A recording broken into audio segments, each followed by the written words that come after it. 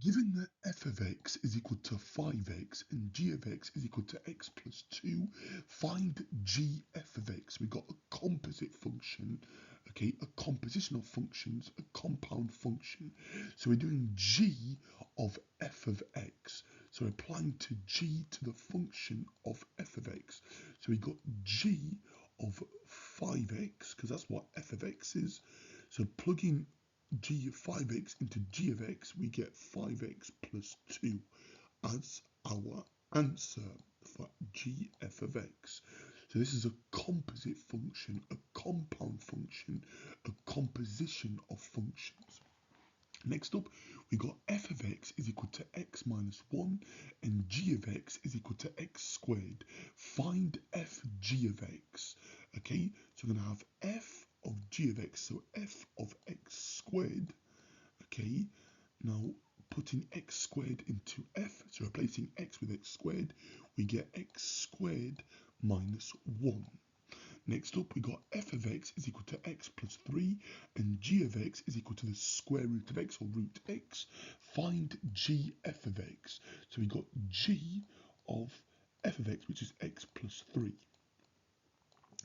which is equal to the square root of x plus 3, or x add 3. Next up, f of x is equal to x over 2 or x halves, and g of x is equal to x plus 7. Find f g of x. So f g of x, okay, we've got f of x plus 7, because that's what g of x is. Okay, plugging x plus 7 into f of x, so replacing x with x plus 7, we get x plus 7 all over 2, or x plus 7 halves.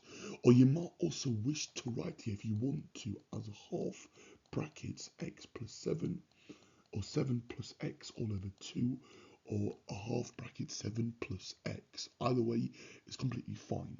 Next up, okay, g of x equals x minus 4 and h of x equals the square root of x. Find g h of x. So g of the square root of x, or g of root x, is equal to the square root of x minus 4. Okay, finally we've got f of x equals 1 over x and g of x is equal to x squared. Find g f of x. Okay, that's going to be g of 1 over x, which is equal to 1 over x all squared, because I'm squaring it. In other words, that's going to be 1 squared, which is 1 over x squared, which is just x squared.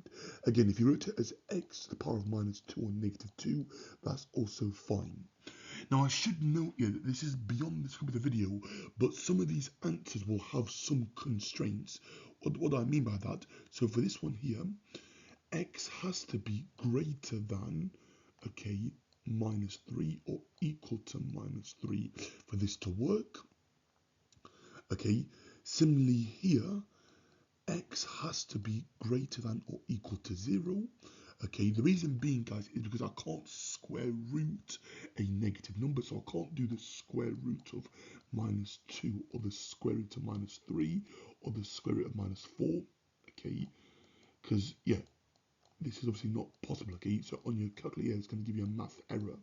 Okay, obviously, this is beyond the scope of this GCSE higher tier maths video, but if you want to know why, then yeah, I'd obviously investigate into how complex numbers work, okay, and things like that, okay, but you can't square root a negative number in maths. Okay? You can have negative root 2 like that, okay, that's allowed, but I cannot have the square root of negative 2 or the square root of minus 2. That is not allowed, okay. And then similarly here, obviously x, yeah, cannot equal to 0, but can take any other value, okay. Yeah, from this constraint here, that x cannot equal to 0, okay.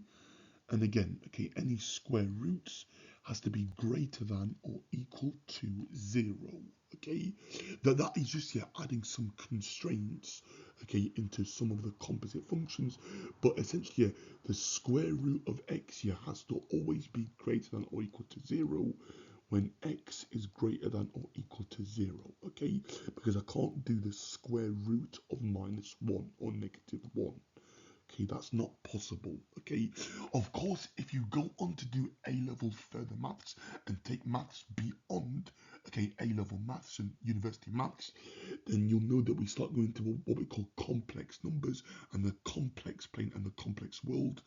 But don't worry about it for today, because we're focused on GCSE maths, higher tier, okay? Don't worry too much. But yeah, that is if you're wondering, okay, if you go on to study maths further in the future, okay, and there's a smiley face, okay, because I love talking about maths. But yeah, that's the end of today's video, guys. Hopefully it makes sense, and I'll catch you inside the next video.